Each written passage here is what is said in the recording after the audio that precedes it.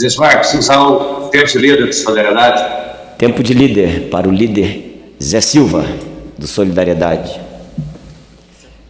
Caro presidente, colegas parlamentares, eu me debrucei nas últimas 2 semanas tratando de um tema muito importante para o nosso país, que é a agricultura familiar.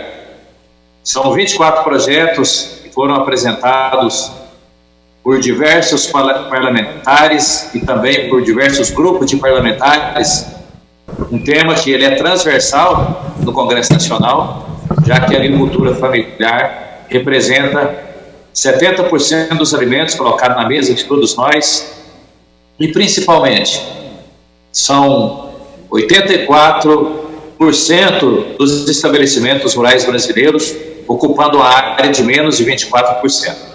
Então, quero aqui primeiro cumprimentar os nossos colegas que apresentaram essas medidas. E a agricultura familiar, ela tem sido um dos segmentos da economia brasileira que mais se desenvolveu nos últimos anos. Nós saímos daquela agricultura familiar descrita por Monteiro Lobato, que era aquela menos desenvolvida, que não se usava da inovação tecnológica, da tecnologia moderna, da mecanização. Hoje ela é tão moderna quanto a agricultura não familiar. Mas as políticas públicas, especialmente nos últimos tempos, nos últimos 15 anos, elas que foram construídas, até porque não existiam, elas foram cada vez mais se transformando em políticas concentradoras. A declaração de aptidão, em 2014, nós chegamos a ter 5 milhões de DAPs ativas, hoje tem um pouco mais de 2,5 milhões de DAPs. Então, aquelas políticas que eram inclusivas, hoje elas se transformaram em ferramentas excludentes.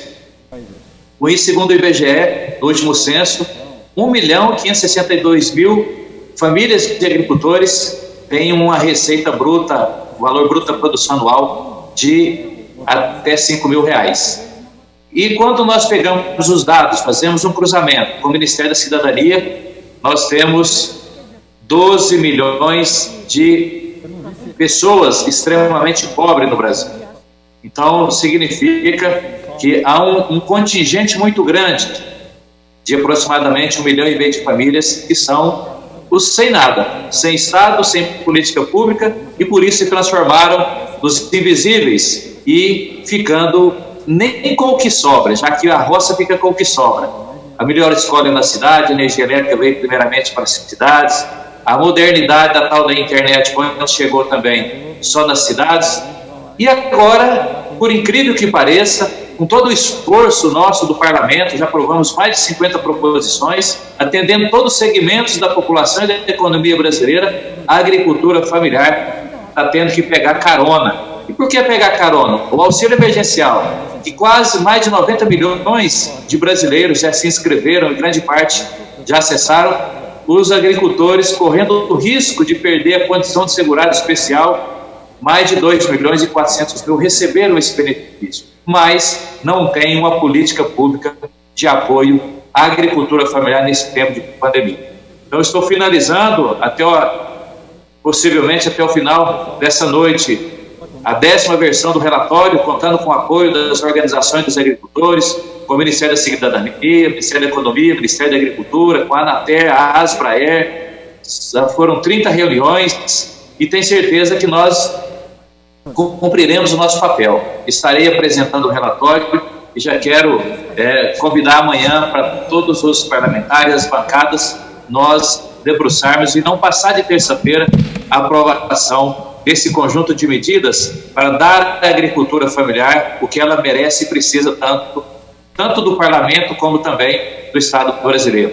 Inclusive, atendendo algumas lutas antigas e históricas da agricultura familiar, que são as mulheres do campo. Então, estou procurando inserir dispositivos que garanta que todo agricultor que recebeu o auxílio emergencial não perca a condição de segurado especial, dando também limites maior no volume de crédito para as mulheres, dando um rebate maior quando for fazer o pagamento e reduzindo as taxas de juros, e também inserindo a renegociação de dívidas rurais, atendendo aí muito a todas as bancadas, também especialmente a bancada do Nordeste, resgatando ali os dispositivos da Lei 3.606, que foi da minha autoria, relatada pela deputada Tereza Cristina, que hoje é ministra.